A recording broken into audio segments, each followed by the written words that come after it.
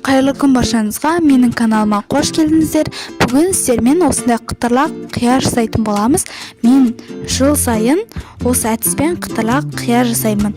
Атылмайтын жақсы рецепт жасап көріңіздер. Видеоны соңына дейін көрмес бұрын мені Instagram мен TikTok каналыма тіркелуді ұмытпаңыздар. Және де YouTube каналыма тіркелуді ұмытпаңыздар. Аптаның 3 күнінде, яғни дүйсенбі, сәрсенбі, жұма күндері жаңа рецепттермен бөлісетін боламын.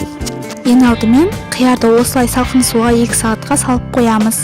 Салып қойғаннан кейін осылай басқа тысқа осылай тазартып, жан-жағында мусорды алып, қолымызбен жақсылап жуып аламыз. Таза жаңа губкамен не щеткамен жуып шығуға болады. Тап-таза етіп жуылуы қажет. Көріп тұрғандарыңыздай жеке-жеке ысқылап жуып алдым. Видеодағыдай жан-жағында 2 шетін алып тастайсыздар.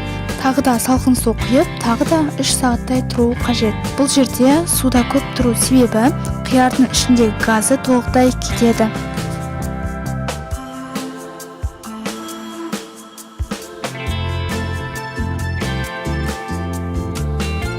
Алдын ала банканы да стерилдеп булап аласыздар. Енді менде осындай хрен жапырағы, осындай зонтик укроп, болгар бұрышы, чеснок дайындап алдым. Чесноктың басын ашып, ыстық суға салсаңыз, тез ашылатын болады. Енді банкіге хренді саламыз, одан кейін зонтик укропты саламыз. Сосын болгар бұрышын үйлестіріп, 3-4 бөліктен салып шығамыз. 3-4 данадан чеснокты саламыз. Осылай қатты тығыздап, қиярды да саламыз. Себебі ыстық су құйғанда басылып қалады. Қиярды таңдағанда кішкентай жіңішкесін таңдау қажет. Үлкеннің ішінде ортасында дәні көп болып өсіп кеткен, және де дәмсіз болады. Осындай кішкентай огурцылар қытырлақ әдемі болады, тұз алатын болады. Барлығын үйлестіріп, сыймай жатса, қиярды 2-ге бөліп жіберсеңіздер болады. Лавр жапырағын 1-2 данадан және де түйіршік қара бұрышты ең астыңғы бөлігіне саламыз. Мен ұмытып, соңында салдым. Негізі бастапқыға салған дұрыс.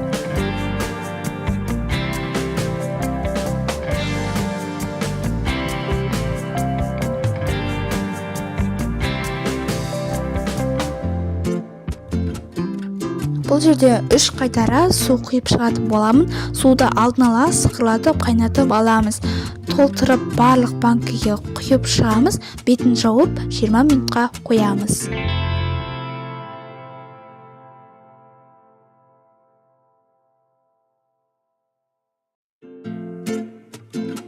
20 минут өткеннен кейін суды төгіп тастайсыздар.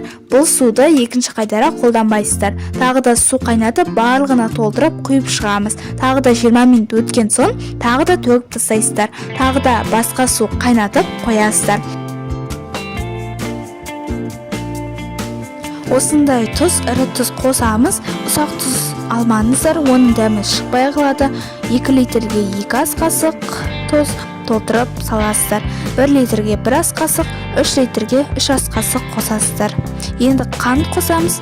1 литрге 1 ас қасық, 2 литрге 2 ас қасық, 3 литрге 3 ас қасық қосамыз.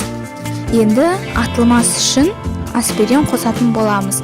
1 литрге 1 дана, 2 литрге 2 дана, 3 литрге 3 дана.